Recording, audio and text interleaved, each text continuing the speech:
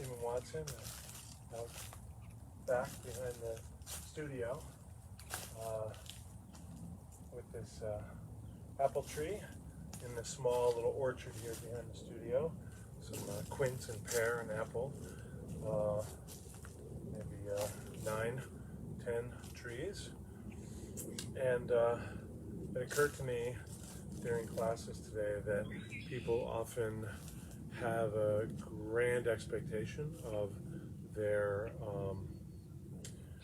internal martial arts practice, Tai Chi Chuan, for example. And I think that's probably somewhat reasonable and supported by the evidence. But I notice that people will often unnecessarily build up their stress or anxiety related to their expectations.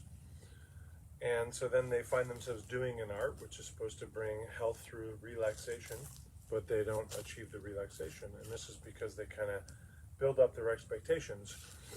And so the metaphor that came to mind is that this is a small little orchard that was here when I moved here. I don't know much about it. I'm sure that somebody else could take the same amount of acreage and raise their yield through a bunch of science and farming wisdom and labor and attention and research and all that kind of stuff. And I don't do that. This is here, and I don't know if they're the most appropriate trees for this climate or planted in the best orientation or positions. And so I'm sure that somebody else could take this very same plot, this very same little orchard, and get more yield out of it.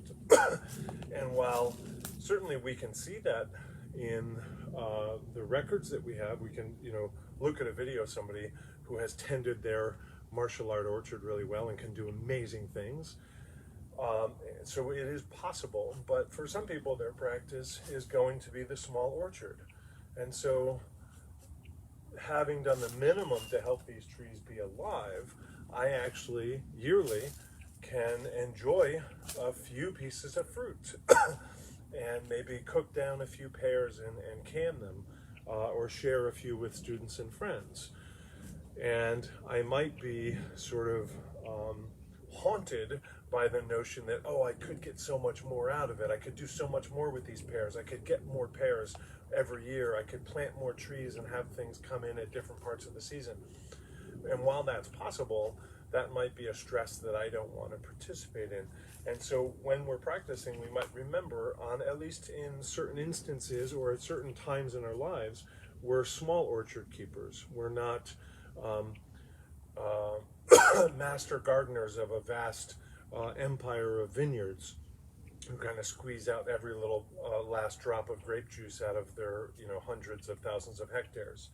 So kind of recognizing that as long as I can keep my Tai Chi alive and it bears some fruit, I can kind of shift my focus to, well, there is that fruit. I am a little bit less anxious today than yesterday. I'm a little bit more grounded. I'm breathing a little bit better. I'm moving my joints a little bit better. I'm present with my body just a little bit more regularly. Could I do more? Yes. Does the art promise more? Yes. Might I do more? Yes. Have I done more in the past? Perhaps. But for right now, I'm the keeper of a small orchard, and there is fruit being borne by the small orchard, and that's plenty okay.